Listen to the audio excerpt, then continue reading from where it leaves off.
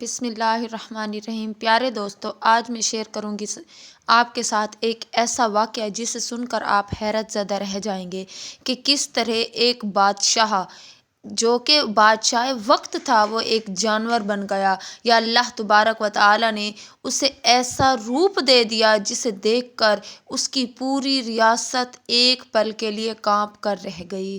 آخر وہ ایسا کون سا گناہ کرنے لگا جس کی وجہ سے اللہ نے اسے ایسی سزا عطا کی؟ دوستو، بادشاہ کی جب بیٹی پیدا ہوئی تو اس کی بیوی اس دنیا سے چل بسی۔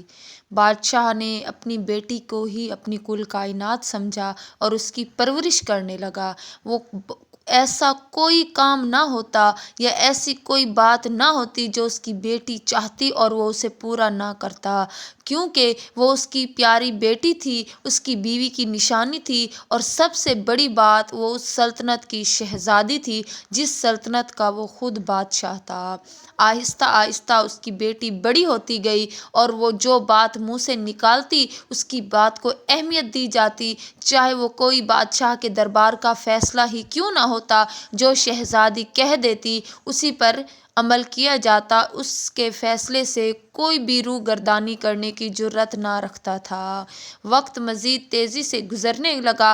اب تو وہ شہزادی اپنے باپ کے ساتھ دربار میں بیٹھنے لگی اور فیصلے کرنے لگی۔ وہ جو فیصلہ کرتی رعایا اس پر عمل کرتی، چاہے عمل کرنے کی وجہ سے رعایا کو کتنا بڑا ہی نقصان کیوں نہ اٹھانا پڑتا، لیکن بادشاہ کا یہ حکم تھا کہ یہ میری سلطنت کی شہزادی ہے، جو فیصلہ یہ کرے گی وہی حرف آخر ہوگا۔ شہزادی اپنی منمانیاں بھی کرنے لگی تھی، کیونکہ وہ اکلوتی تھی۔ وہ جانتی تھی کہ وہ ایک ریاست کی شہزادی ہے، اسی وجہ سے وہ اپنی مرضی بھی کیا کرتی تھی، اور جو بات وہ منہ سے نکالتی وہ اپنے باپ سے منوا کر دم لیتی تھی، اور اس کی کسی بات سے اب روح گردانی کرنا بادشاہ کے بس میں بھی نہ رہا تھا، کیونکہ اپنی مرضی اور منمانی کرنا اب شہزادی کی عادت بن چکی تھی۔ وقت مزید تیزی سے گزرتا گیا۔ شہزادی اب شادی کی عمر کو پہنچ چکی تھی۔ اب اس کے لیے رشتے آنا شروع ہو چکے تھے۔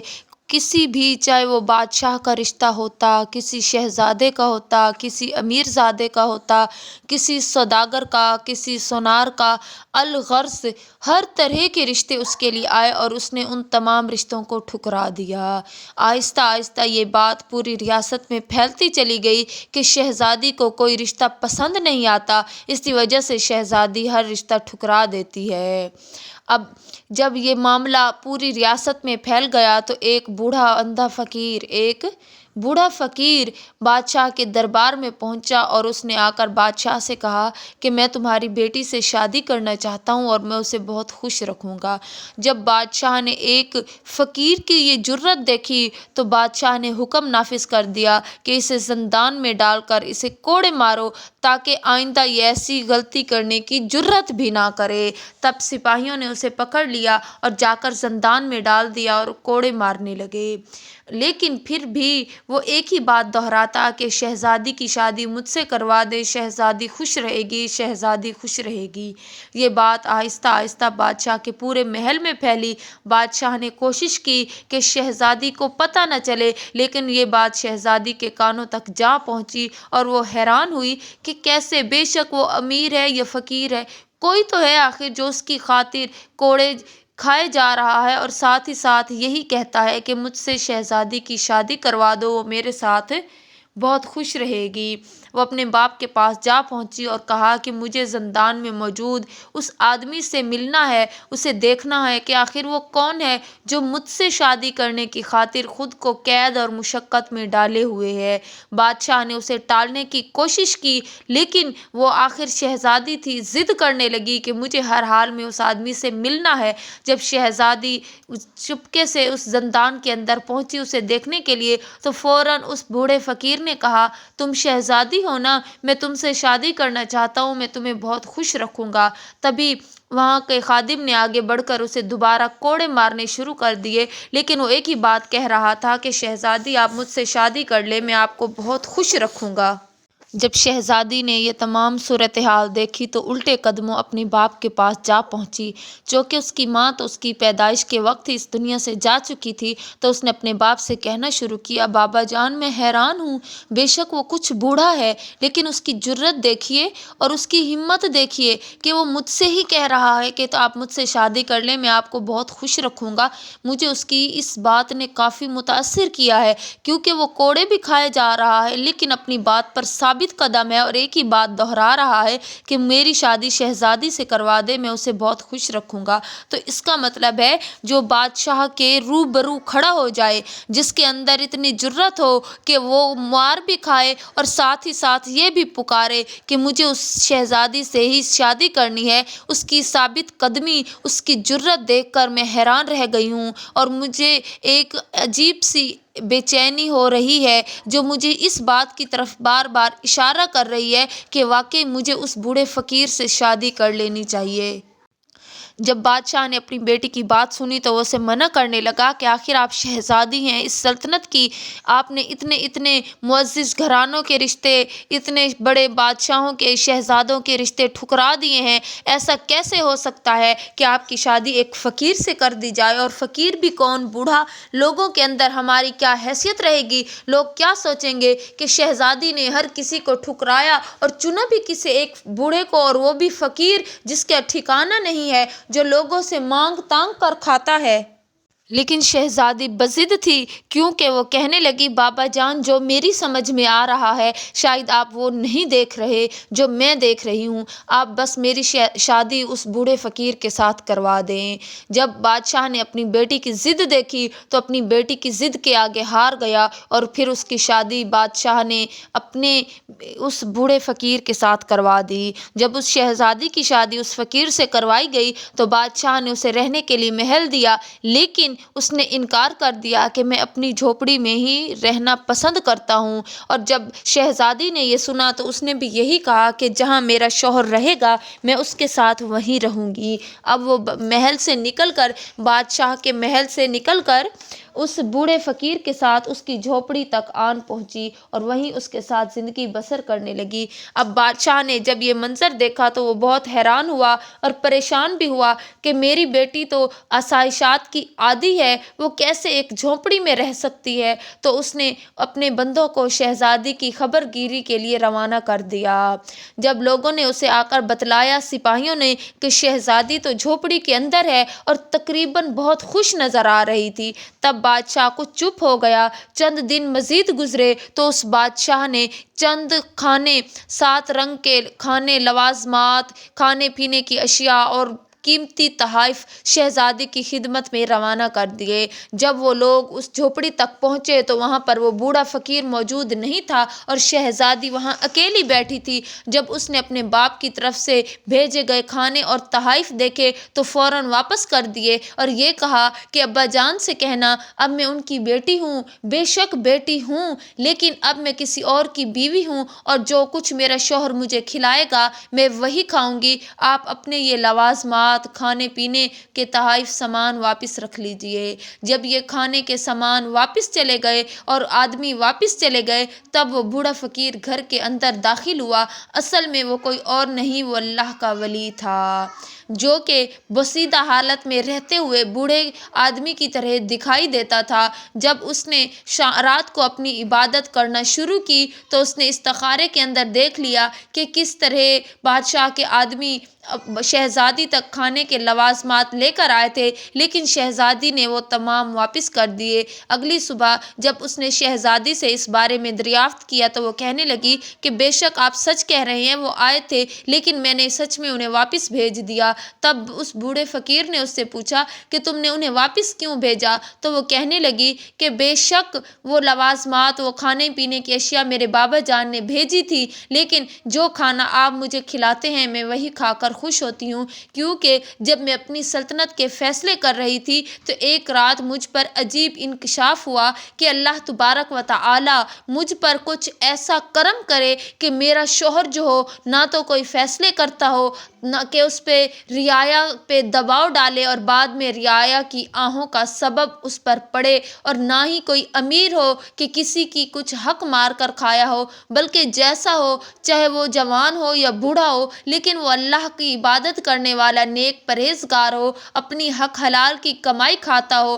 اسی وجہ سے جب میں نے تمہارے بارے میں سنا تو میں تم تک آن پہنچی، اور جو کچھ میں نے منظر دیکھا تو اس سے مجھے پتہ چلا کہ تم کوئی نیک اور پہنچی ہوئی ہستی ہو۔ اسی وجہ سے میں نے ضد کر کے تمہارے ساتھ شادی کر لی۔ تم دن بھر بے شک بھیک مانگنے کے بہانے گھر سے باہر نکل جاتے ہو، لیکن پوری رات اللہ کی عبادت کرتے ہو۔ مجھے ایسا ہی شوہر چاہیے تھا جو صرف اللہ کو مانتا ہو، اللہ کے احکام کی پابندی کرتا ہو اور اللہ ہی کی خاطر اس دنیا میں جی رہا ہو۔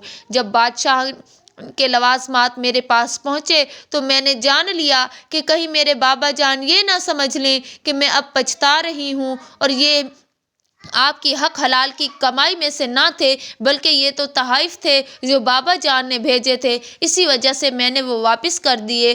آپ جیسے کہیں گے میں ویسی زندگی گزاروں گی، کیونکہ جو دعائیں میں نے اللہ سے مانگی تھی آپ اسی کا تو نعم البدل مجھے ملے ہیں۔ جب بادشاہ تک خبر پہنچی کہ شہزادی نے تمام لوازمات واپس کر دی ہیں تو وہ طیش میں آ گیا، اور پھر وہ چاہنے لگا کہ کسی نہ کسی طرح اس بوڑھے فقیر کو مروا دیا جائے تاکہ اس کی بیٹی اس کے محل میں واپس آ جائے۔ لیکن جب بھی وہ کوئی آدمی بھیجتا تو کسی نہ کسی طرح اس کے تمام وار خطا ہونے لگے، تو اب اس نے ایک نئی سازش رچنا شروع کر دی۔ جو بادشاہ رعایا کے فیصلے کیا کرتا تھا، اپنی بیٹی کی محبت میں بیٹی کو واپس پانے کے لیے، اسے دنیا کی آسائشات دینے کے لیے اسی کا دشمن بن بیٹھا تھا۔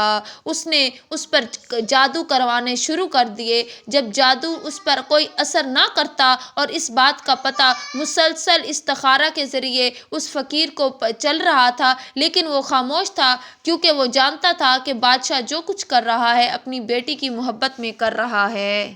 اب بادشاہ نے جب دیکھا کہ تمام وار خطا ہونے لگے ہیں تو اس نے جان لیا کہ وہ کوئی اور جو بوڑھا فقیر ہے وہ کوئی بھی نہیں ہے، بلکہ وہ کوئی جادوگر ہے جس نے اپنے جادو کے ذریعے میری بیٹی کو اپنے ساتھ باندھ رکھا ہے۔ نہ وہ مجھ سے ملنے آتی ہے اور نہ ہی میرے بھیجے گئے تحائف اور کھانوں کو لینا پسند کرتی ہے۔ جب اس نے یہ کہا تو جو جادو کرنے والا تھا اس نے کہا کہ نہیں، وہ کوئی جادوگر نہیں ہے، کیونکہ اگر وہ کوئی جادوگر ہوتا تو اس پر ہمارے جادو کا اثر ضرور ہوتا۔ وہ تو اللہ کی کوئی پہنچی ہوئی ہستی ہے جس پر ہمارا کوئی بھی جادو اثر نہیں کرتا، لوٹ کر واپس آ جاتا ہے۔ جب بادشاہ نے یہ سنا کہ جادو لوٹ کر واپس آتا ہے تو اسے بہت غصہ آیا۔ اس نے خود جادو سیکھا اور پھر اس بوڑھے فقیر پر جادو کرنا شروع کر دیا تاکہ وہ کسی نہ کسی طرح مر جائے اور میری بیٹی کی جان اس سے چھوٹ جائے۔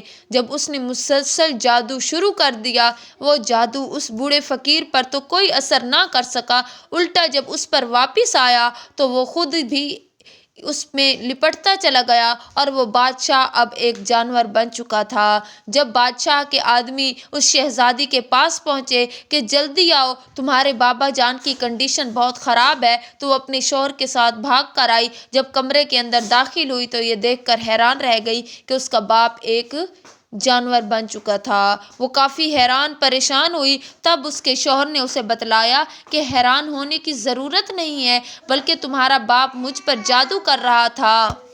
جب اس جادو کا کوئی بھی اثر مجھ تک نہ پہنچ سکا تو وہ وار خطا ہوتے ہوئے واپس پلٹنے لگے، اور اسی جادو کی وجہ سے آج تمہارے بابا اس حال کو پہنچ چکے ہیں۔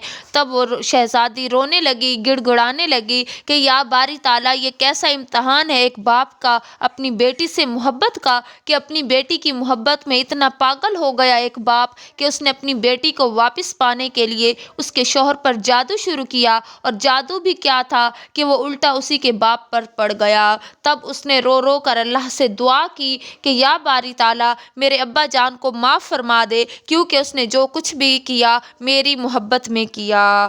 تب اس کے شوہر نے اور اس نے مل کر اللہ سے دعا مانگنی شروع کر دی۔ آہستہ آہستہ اس کا والد یعنی وہ بادشاہ دوبارہ ٹھیک ہونے لگ گیا۔ جب وہ ٹھیک ہوا، اس نے اپنی بیٹی کو اپنے روبرو پایا تو بھاگ کر اسے اپنے سینے سے لگا لیا اور رونے لگا کہ میں تمہارے بغیر نہیں नहीं रह सकता, तुम इस बूढ़े फ़कीर से जी छुड़ाओ और वापस मेरे पास आ जाओ। तब शहज़ादी ने उसे बतलाया कि अगर आज वो ठीक हुए हैं तो इसी की दुआओं की बदौलत हुए हैं।